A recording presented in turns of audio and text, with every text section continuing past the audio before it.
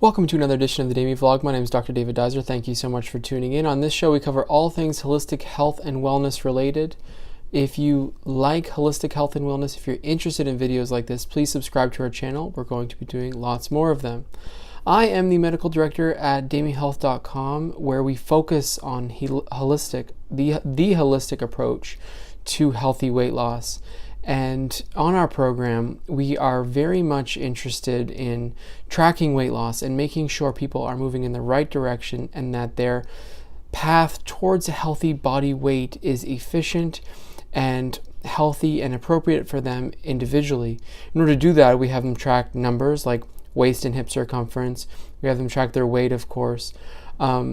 We sometimes like to do fasting blood sugar and fasting insulin response. We have used BMI in the past because it's all we really had for categorizing a person.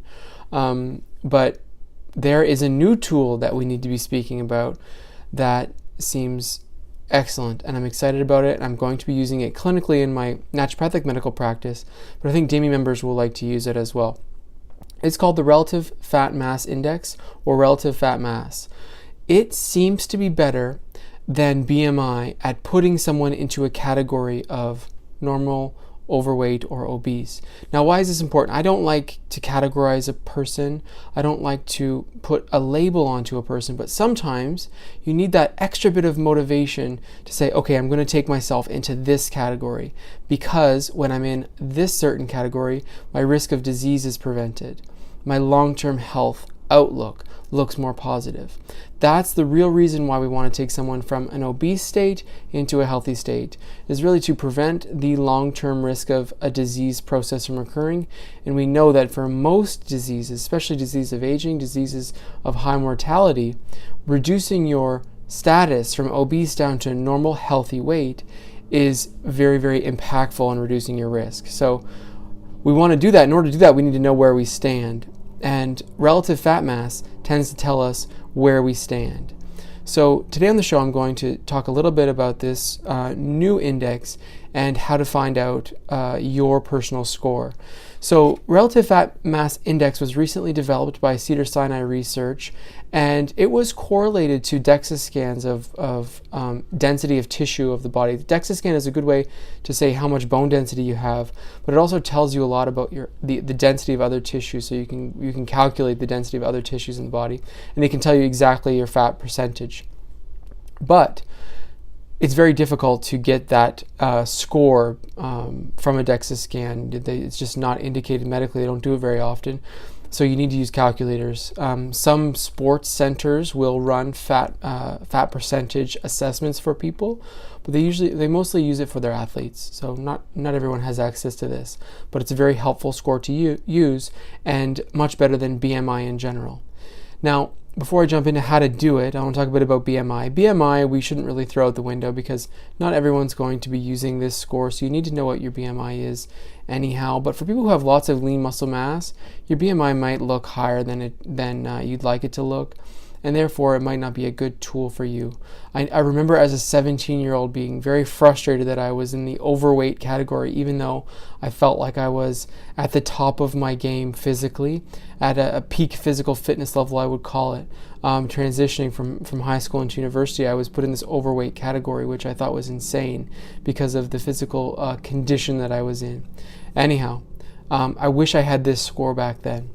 So that's what BMI can do to a person. It can be very frustrating. Now, if you have a frustrating BMI and then you do this fat mass, relative fat mass index, and it's also high, then you have two numbers that are saying, hey, maybe this is something you need to take into account. Maybe you do have a little bit of weight to lose, because this score actually correlates quite well to the amount of fat you have on your body. Now, we know in terms of disease risk, disease risk doesn't correlate to BMI. Disease risk really correlates to how much fat you have. The more fat you have, the increased risk of a metabolic disease and a cardiovascular disease you have. And now we know a series of cancers. Increased risk. There's an increased risk of a series of different cancers when you have a high fat percentage on your body. Okay, so let's assess your relative fat mass. In order to do that, there are two calculations to review, one for males and one for females. The male score goes as follows.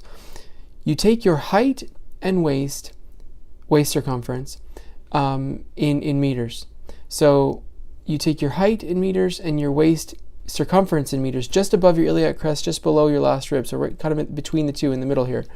It's most likely the widest part of your waist above your hip bone.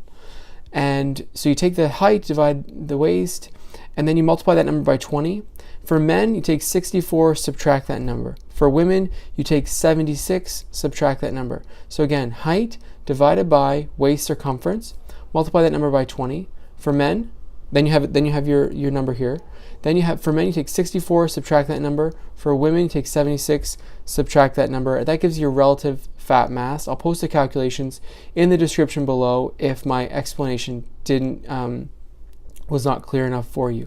Once you see the numbers written out, it'll be easy for you to actually determine your number. Then you get relative fat mass, which you can use as a body fat percentage. And the numbers for body mass percentage that are used to assess your risk of future disease are a bit arbitrary. They haven't been exactly nailed down, but for men it's generally above 25 is bad. Above 25 is most likely that obesity range, and for women it's 38%. If your number for relative fat mass is above that, that increases your risk of disease, and you most likely want to be trying to reduce your weight overall, and especially trying to reduce your fat. Your body fat percentage. So this is a really, really good way to assess your overall state to see how far you need to go. Sometimes the number on the scale doesn't actually do it for us, and it doesn't necessarily always trend downwards, especially when you are gaining lean muscle mass. Now this number, relative fat mass, should trend downwards. And when you see this number trending downwards, you know your risk of disease is being minimized and that you're becoming healthier overall, and your plan is working, your program is working. So we're going to be implementing this with patients here in the clinic, and of course with DAMY Lean members. We think it's probably a great score to be using if we need to categorize someone to highlight the risk of disease and to motivate them and to get them in order to get them into that healthy range as quick as possible. I like this new relative fat mass index by Cedars-Sinai. I'm excited about using it.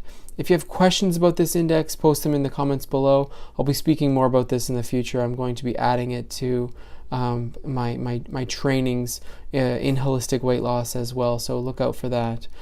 If you are interested in holistic health and wellness videos, this is the channel for you. We're going to be doing lots more videos like this. Please subscribe for future updates and future videos. Thanks so much for watching. Hope you have a great day.